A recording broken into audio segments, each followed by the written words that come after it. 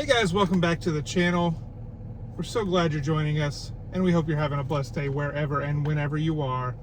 We're back for another daily Bible reading as we journey through the Bible in 60 days, and today we're on the 33rd day, and we're going to be talking about Esther saves her people. Now, this is a great plan for families, kids, or even just individuals that want to do something fun to kind of jump through the Bible real quick in 60 days. And you can find this plan on a website called questionsgod.com. That's questionsgod.com. You can also find the playlist on our channel, the Bible for Kids in 60 Days playlist. So check us out there. And before we get started, the biggest way you could help our channel, help support the cause that is getting this content in front of other families' eyes with the YouTube algorithm, the biggest thing you can do is to interact, and that is give us a thumbs up or a thumbs down. You could also comment on our video, and then you could also share it with a friend. So again, that just helps the YouTube algorithm get our video out to more folks and to encourage more folks to read the Word. All right, so today we're going to continue reading out of the NIV. As always with this series, we're going to be reading Esther chapters 3, 4, and 7. All right, so I'm going to read chapter 3, and then Jet will read chapters 4 and 7. Haman's plot to destroy the Jews. After these events, King Xerxes honored Haman, son of Hammedatha, the Agagite, elevating him and giving him a seat of honor higher than that of all the other nobles. All the royal officials at the king's gate knelt down and paid honor to Haman, for the king had commanded this concerning him. But Mordecai would not kneel down or pay him honor. Then the royal officials at the king's gate asked Mordecai, "Why do you disobey the king's command?" Day after day they spoke to him, but he refused to comply. Therefore they told Haman about it to see whether Mordecai's behavior would be tolerated, for he had told them he was a Jew.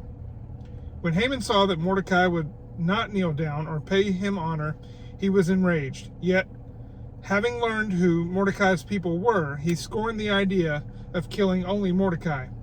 Instead, Haman looked for a way to destroy all Mordecai's people, the Jews, throughout the whole kingdom of Xerxes.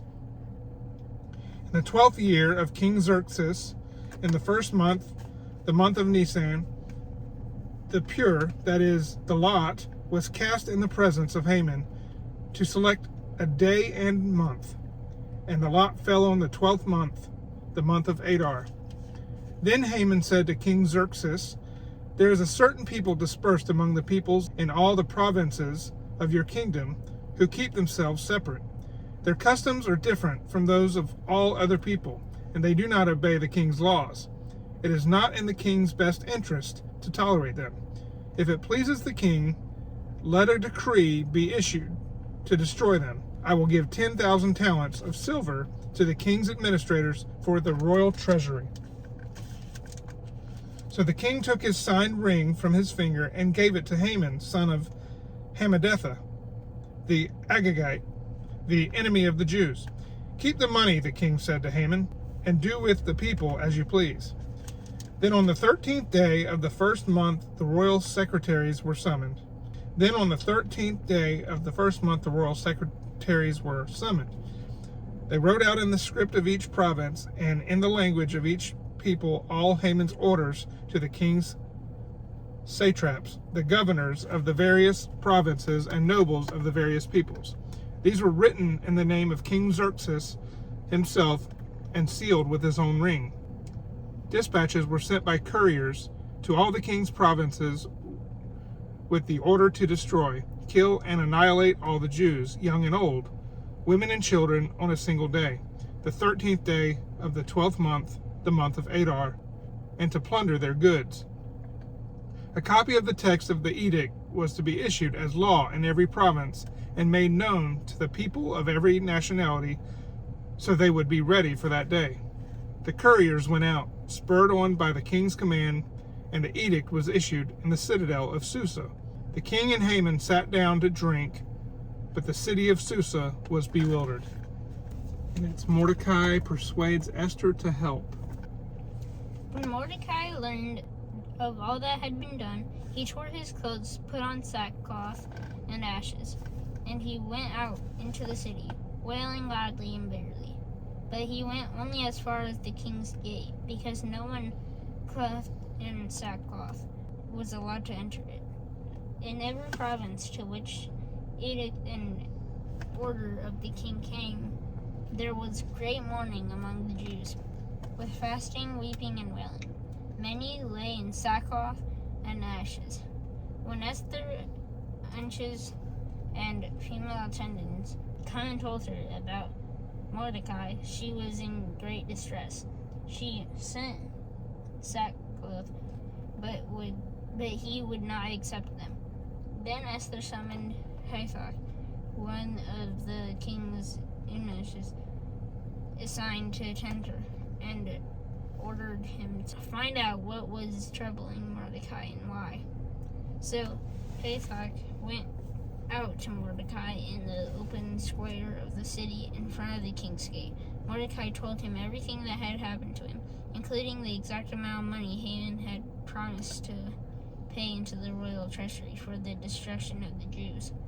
He also gave him a copy of the text of the edict for their annihilation, which had been published in Susa, to show to Esther and explain to her, and he told him to instruct her to go into the king's presence to beg for mercy and plead with him for her people. Hathach went back and reported to Esther what Mordecai had said. Then she instructed him to say to Mordecai, "All of the king's officials and the people of the royal provinces know that for any man or woman who approaches the king in the inner court without being summoned, the king has but one law, that they be put to death unless the king extends the gold scepter to them and spares their lives. But 30 days have passed since I was called to go to the king." When Esther's words were reported to Mordecai, he sent back this answer: "Do not think that because you are in the king's house, you alone of all Jews will escape.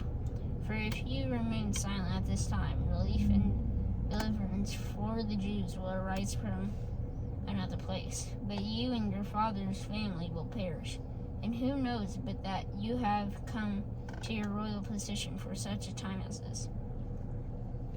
Then Esther sent this reply to Mordecai: "Go gather all the Jews who are in Susa and fast for me.